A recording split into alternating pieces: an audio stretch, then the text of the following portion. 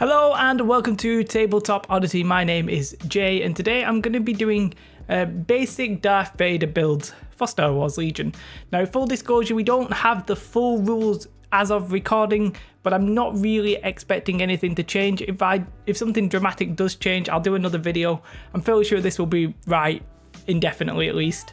We do have the learn to play rules and most of the information I think we need is there, and we're mainly looking at Darth Vader specifically, so we can sort of just go off that. We don't need everything. These are just basic builds. These are just my opinion, what I think are the best builds for him, how to cope with his weaknesses and that kind of things. And I'm going to use Tabletop Simulator Tyran's mod for it, just as an easier way to visualize this. There is a couple of list builders that we could use, but I'm just going to use Tabletop Simulator. And yeah, let's go. So here we have Darth Vader's player card. Now there's a few things of note on here, depending how well versed you are with the game. I won't necessarily go through what everything means, but he's a commander. There's only one of him. He's got 8 wounds. He's immune to suppression. He's got infinite courage.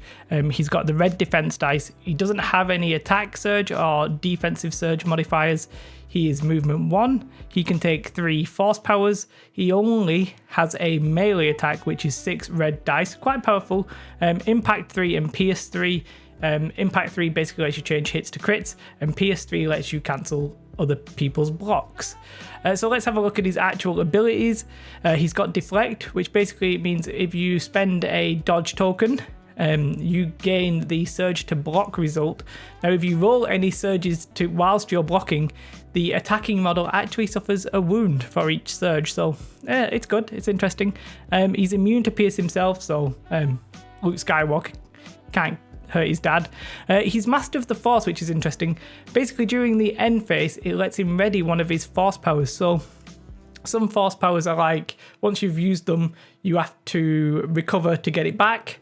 Darth Vader can just do one of them on his own without any special stuff. He's relentless. After performing a move action, you may perform a free attack action. Now this is different from Luke Skywalker, because Luke Skywalker's is you have to move into melee combat. I think it might be called charge or something, and do a melee attack. Darth Vader can actually do a ranged attack. Obviously the problem is he doesn't have one, but we'll get to that in a moment. So just keep in mind, it doesn't say melee attack there. Now, unless the end card says something different, this is very important. So let's have a look. Also, you get 3 command cards. Now, the command cards at the start aren't really an option, because you get 4 generic ones and then you get 3 per commander.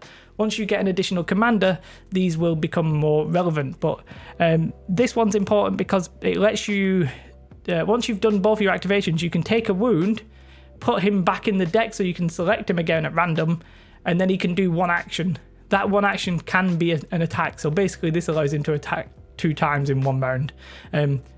It's not common that you can do that, because in most situations you cannot attack twice in the same activation, but obviously it's a different activation.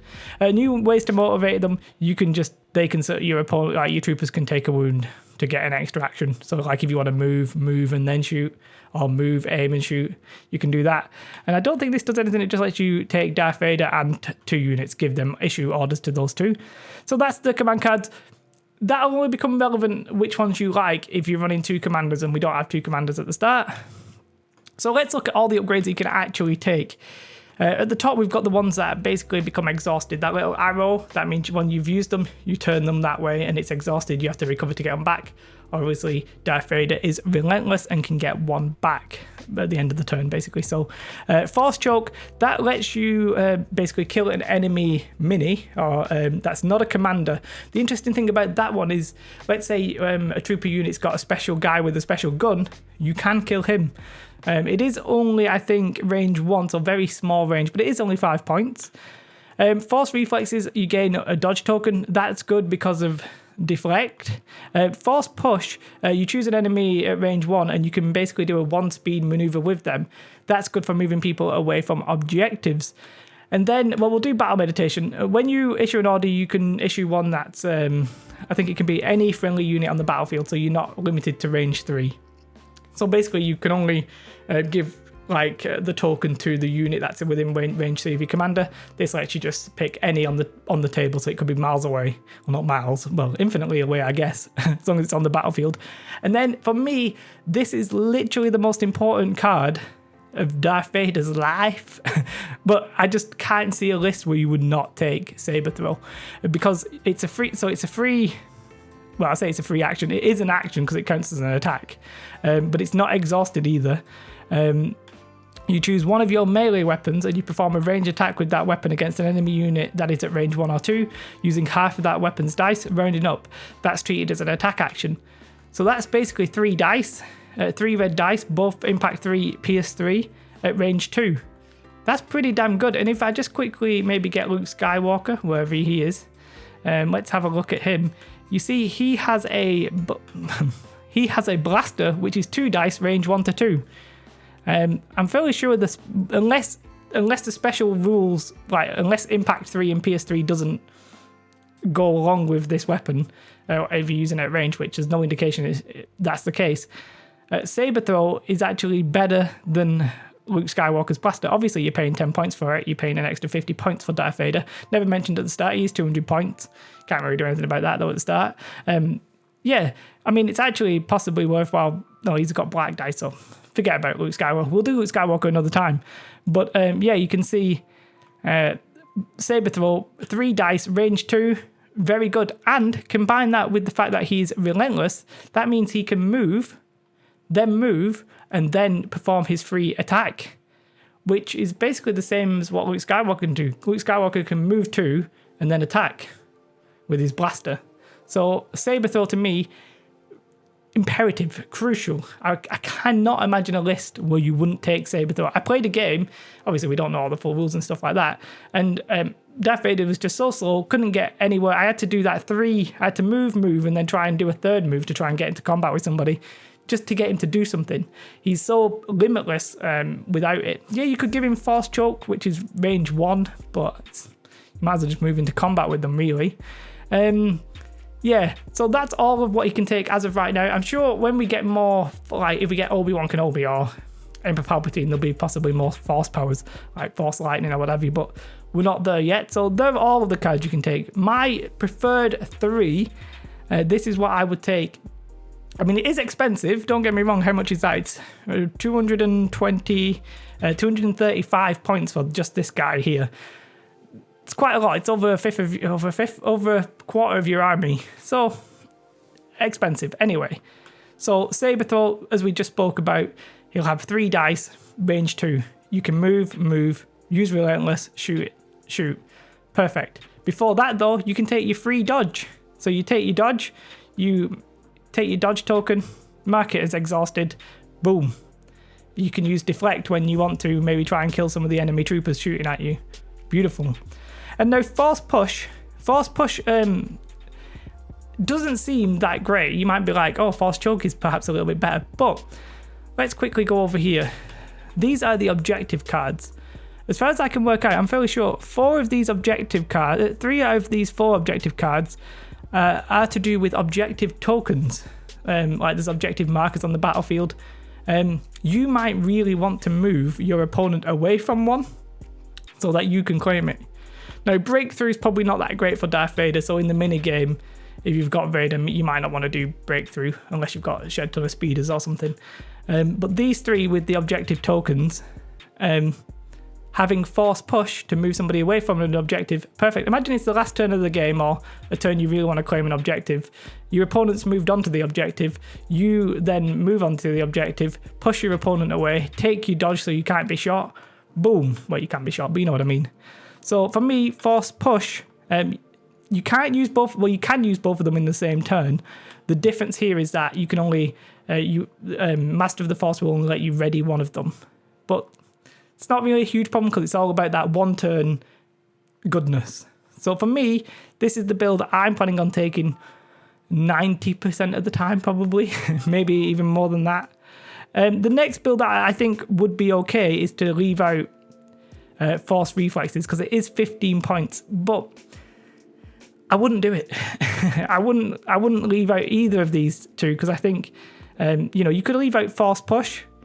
Yep, that's okay. Yeah. You could leave out force reflexes, but then you're really not making use of your deflect as an ability. So, I mean, you could take a dodge action, but it's better if you get the dodge for free. So I'm not a huge fan of that as a build, but it's possible.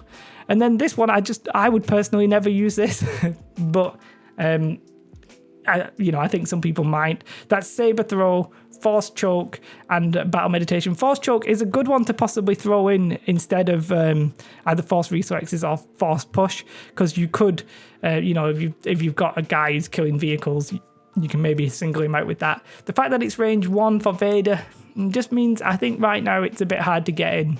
It's a bit hard to get in range of that, so... Force Choke for me, no, it is only 5 points, which is good. Battle Meditation, yeah. Battle Meditation can win you the game, I think. It obviously is dependent on the way you play, and it's 10 points that you might not necessarily need every turn. But I don't know, I think there's other ways to mitigate it, like comlinks and that kind of thing. I personally think that the other build is just so much better on Vader that I wouldn't take this. That might be better, say, on Luke or somebody else down the line. For me, I wouldn't take this. I'm all about that original setup, but it's a basic build, so we're talking through some basic builds. I think your basic build has to include Saber Throw. I personally think it has to include Force Push. I just think it's so good. And then I think, well, then you might as well take Force Reflexes, because you're going to be slow moving up the board and you want to take your dodge so you don't die before you get there. You're going to move, try and throw your lightsaber, take your dodge. That's for free. Then, you're going to move, try and throw your lightsaber, take your dodge. If you don't take the dodge, you can maybe move, take dodge. I don't like it as much. So for me, I mean, it is meant to be like basic builds. I'm really focusing on the one. I'm well aware of that. I just feel like Saber Throw is at least an automatic shoo-in. For me, Force Push, the fact that 3 out of 4 objectives means you're very likely to end up with one of them. Obviously there's some control over that. And then I like Force Choke. I feel like that could be super important. Battle Meditation could be super important. But I feel like Force Push and Force Reflexes are almost guaranteed to be important in every game, whereas the others are maybe a little bit more situational. And yeah, I said these are the 3 objectives that include objective markers to actually get. So you'll probably, if you've got Vader, you probably want to end up with one of them, because if you're using my initial build, you're trying to bully people off the objective markers. And then there's condition cards and stuff like that, but the only one I really want to talk about is limited visibility, which during the first round, each line of sight is beyond range 2 is blocked. That will give Darth Vader a really good option of like getting up the battlefield, because he can only shoot at range 2 anyway. So I'm not saying go for that. I'm just saying keep in mind that you could possibly use that to your advantage, or your opponent could try and use that against you. So I think that's pretty much everything. I keep going back to this one build.